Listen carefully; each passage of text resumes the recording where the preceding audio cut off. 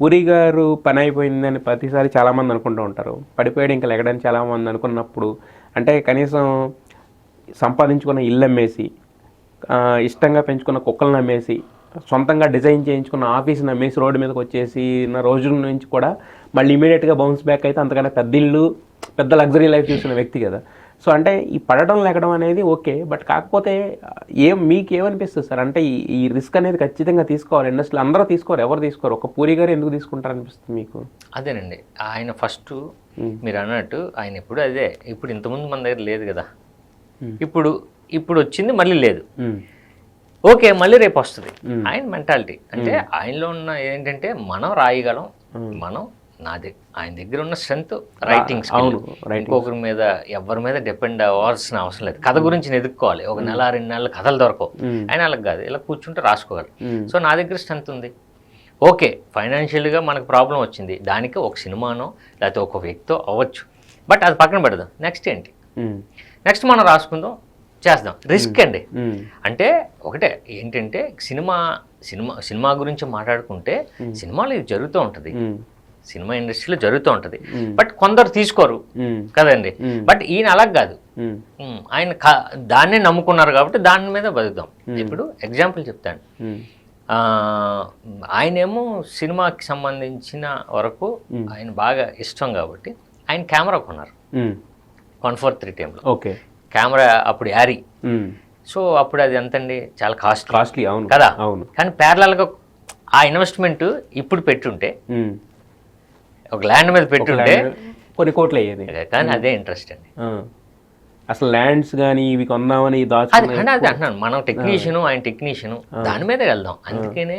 అందుకనే అండి సర్వైవ్ అవుతున్నారు అంటే కారణం ఏంటంటే మన వెనక అది కాదు, మనతో ఇది ఉంది, మన వెనక అది ఉందంటే కొంచెం చల్లారిపోద్దండి, చల్లారదు. కానీ బట్ కాకపోతే ఇప్పుడు మనం ఇప్పుడు ఒక ₹1,00,000 వచ్చినాయి అనుకోండి సార్, ₹1,00,000 రేపు పొద్దున్న మళ్ళీ ఇంకొక అడ్వాన్స్ వస్తుంది, ₹1,00,000 ఖర్చు పెట్టే ఒక 50,000 అన్నా బ్యాంక్ దాంట్లో దాచుకుంటాం. ఎందుకంటే మన యాజ్ అన్ యాక్టర్గా ఇప్పుడు మీరు వెళ్ళాలంటే ఒక పార్లర్కి వెళ్ళాలి, ఒక నీటి కొంచెం రెడీ అవ్వాలి, ఒక డ్రెస్ అప్ ఉండాలి, తర్వాత ఒక చిన్నగా తిరగడానికి ఒక కారు ఉండాలి, ఇవన్నీ చూసుకుంటాం కదా, ఆ ప్లానింగ్ అనేది కూడా ఉంటుంది. ఆయన అదే ఒక ఇంటర్వ్యూలో ఇది ఇలాగ అడిగితే నేను అంటే ఆ డబ్బును ప్రేమించలేదేమో అన్నాను, అంతే సింపుల్.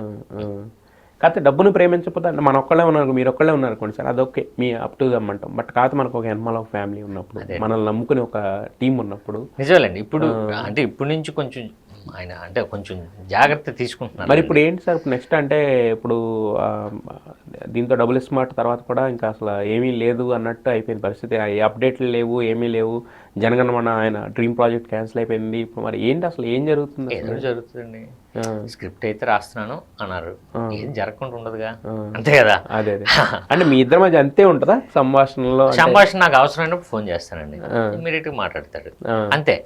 బట్ అడుగుతా ప్రాజెక్టులు ఏంటి, నెక్స్ట్ ఏంటి, ఇదేంటి, ఎవరండి ఏంటి, ఇప్పుడు ఇది కాంబినేషన్ ఏదో వచ్చింది కరెక్టా కాదా, కరెక్టరా లేదు కాదా, అంతే. ఓకే, అంతవరకే.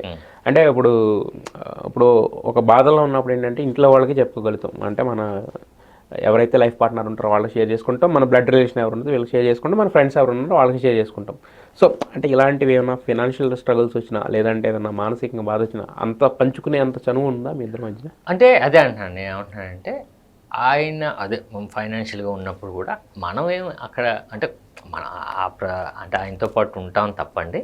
ఓకే ఇప్పుడు దాన్ని షేర్ చేసుకుని అది ఉంటుంది కదండి, అంటే ఆ బాధని మనం అంటే పంచుకోగలం తప్ప దాన్ని ఎలాగన్నది లేదు. అలాంటిది అయితే ఫ్యామిలీలో అయితే అది ఉందండి, ఉంటది ఏంటని అంటే ఏదో.